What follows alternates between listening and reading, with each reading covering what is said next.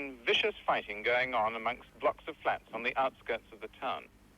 And all the time, while the Israelis are trying to dislodge the members of the Egyptian Third Army, everyone's waiting for the arrival of the United Nations peacekeeping force.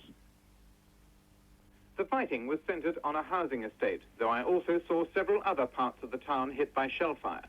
According to Israeli soldiers, they had endured sniping and mortar fire from Egyptian troops all night.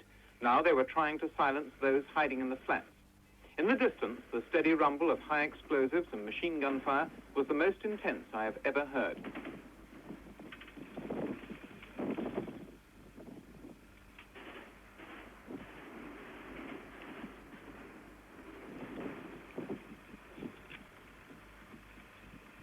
Three miles to the west, on the main road to Cairo, a lone pair of United Nations observers awaited the peacekeeping force, their white jeep visible for miles. The observers, one from Chile, the other from Argentina, told me it was considered unsafe for them to venture any nearer to the town. About 200 yards away, there were groups of Egyptian dead lying unburied beside the road. From their appearance, they seemed to have died in Israeli airstrikes on the last day of the war. While we waited with the UN observers, two Egyptians wearing civilian clothes walked out of the battle area. They were carrying bread given to them by Israeli soldiers and said they were going to Cairo, about 40 miles away.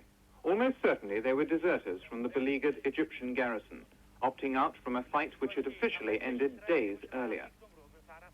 The Egyptian morale seems to be flagging, judging by the amount of sophisticated Russian equipment falling intact into Israeli hands.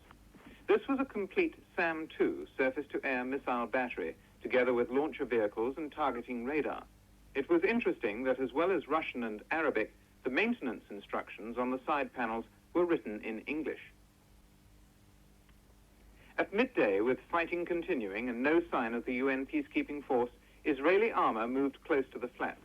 Half an hour later, a Centurion tank opened fire at about 500 yards range.